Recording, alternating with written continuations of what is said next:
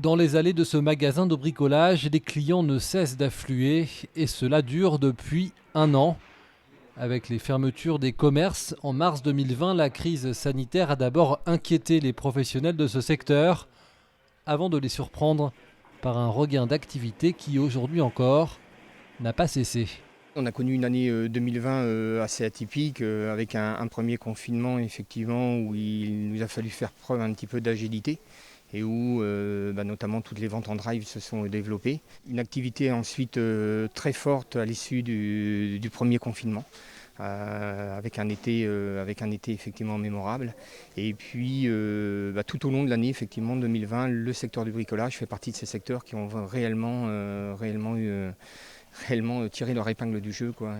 Un secteur d'activité comme tout ou presque ce qui concerne de près ou de loin l'aménagement intérieur ou extérieur des maisons en excellente santé, malgré ses rayons fermés, bâchés même depuis peu.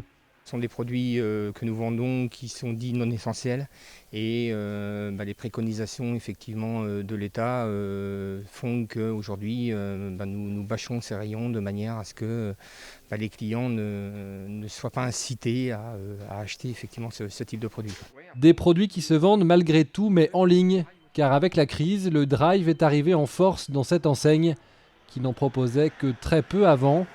Aujourd'hui, c'est une activité à part entière du magasin. C'était une activité qui effectivement était en développement chez Brico Dépôt et c'est aujourd'hui devenu une activité majeure puisque aujourd'hui on va dire que le nombre de drives a multiplié par 4 ou par 5 par rapport à ce qu'on pouvait connaître avant le confinement. Un secteur qui recrute aussi car avec les ventes qui progressent, le besoin en main-d'œuvre est grandissant. Une main-d'œuvre comme dans beaucoup d'autres secteurs, très difficile à trouver en Vendée.